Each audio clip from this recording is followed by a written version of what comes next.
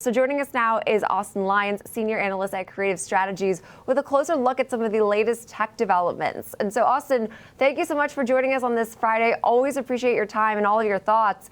And you have said that the GPUs for everything era is maybe over. And so what does that mean for, say, like Nvidia's moat, as more and more of these AI ASIC players like Grok and Cerebras try to slot into inference? Sure. Yes. So historically, NVIDIA was the first and they were the best and they were the only. We saw AMD come and try to play in the GPU space. But now at NVIDIA's GTC, and the narrative was always just like buy GPUs, they're the best for everything, they're the most flexible.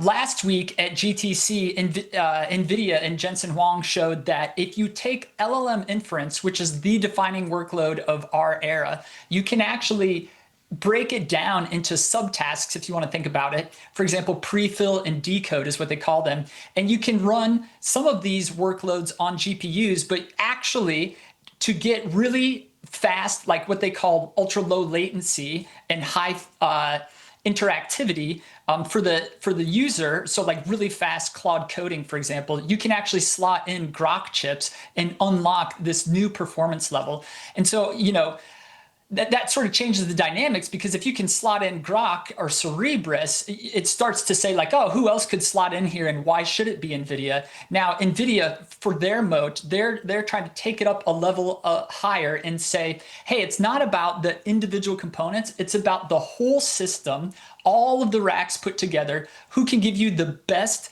optimized inference across the whole system. So NVIDIA will continue to try to say, once you put it all together, it's our data center, everything branded NVIDIA that matters. Even if you slot in other people, we believe that we can optimize every little piece and still unlock the best inference.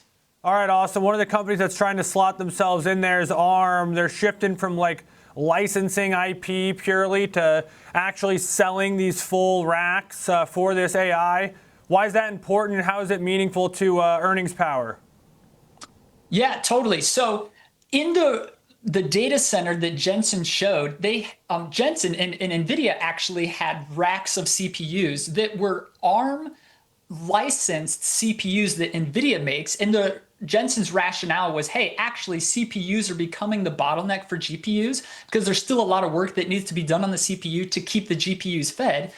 ARM saw this as an opportunity for them to also not just license their intellectual property to people like NVIDIA for those CPUs, but to actually make silicon themselves. And this is a big opportunity, huge opportunity.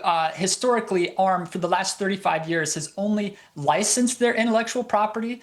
And then within the last handful of years, they took it a step further, and they, instead of just licensing the CPU design, they said, hey, we've got this thing called the compute subsystem. So we can give you more. So the CPU and some of the system IP around it, and those have, they make 5% royalties or 10% royalties if they do more for you. But when they move into silicon, now they can sell the chip, they can make the money. Of course, the gross margins on a chip might only be 50%, whereas on that IP that they were licensing, the gross margins were like 97%. So their blended margins will come down, but it'll be a lot of incremental margin dollars that are at play. And that's what investors are excited about for ARM. It's obviously a huge market to be able to sell into the data center. To sell silicon gives them an opportunity to drive a lot of top line and bottom line revenue. Yeah, and I mean, the market definitely agrees with you, because we saw a huge move in ARM following that news, of course. But we have to discuss now, to shift a bit, the TurboQuant announcement, which hit Micron pretty hard on fears of reduced high bandwidth memory demand. And so we've seen this not just to impact Micron, also SanDisk, a lot of these memory exposed names that have been a huge, boon for the overall AI trade. So what did you make of some of the developments that we've seen just in the last, several sessions with the memory names? Yeah, Jenny, memory's been super hot, memory and storage over the past 6 months. These companies, their stock just skyrocketed. And obviously there's always questions around memory. Is it cyclical? Is this the top? And so I think when the market saw this TurboQuant algorithm, the blog from Google that basically said, hey, all of this, like KV cache is what it's called, but it's just like all this working memory that's stored in this expensive high bandwidth memory. that can actually be compressed and stored more efficiently. And so the market saw that as like, oh, we must not need as much HBM anymore. Maybe I should get out of this trade. Maybe this is the top and I should sell and just take my profits.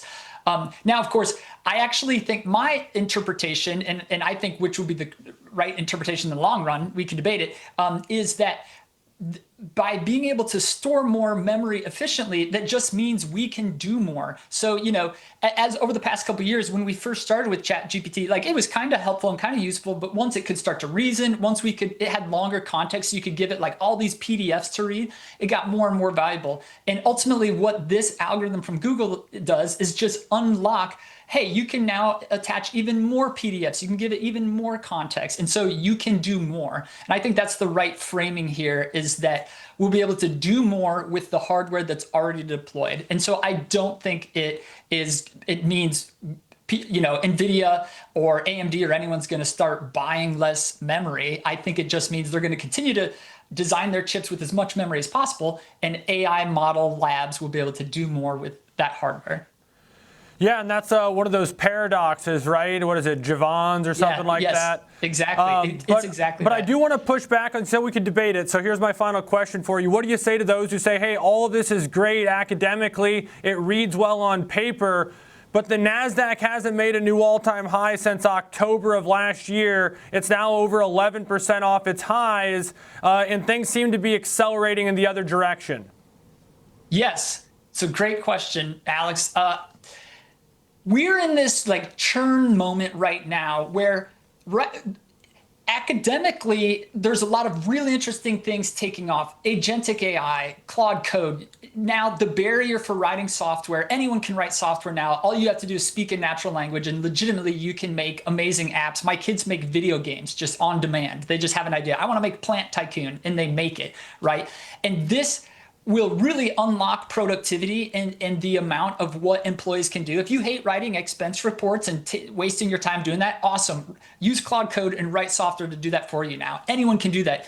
And yet, when we zoom out, like that productivity, it still hasn't quite manifested in companies unlocking new lines of revenue or reducing their costs, right? And so I think the market is just waiting for that to get sorted out, where it's like, hey, we've got this next level of AI. It's super useful. It's pretty expensive. CapEx is through the roof. But when will we actually see that generate new revenue for more than just the hyperscalers, but like the John Deeres or Caterpillars of the world or insurance companies of the world? When will this actually benefit them? So that's my take on where we are, is we're kind of waiting for that adoption to happen and for investors to see like, oh yes, this is benefiting everyone.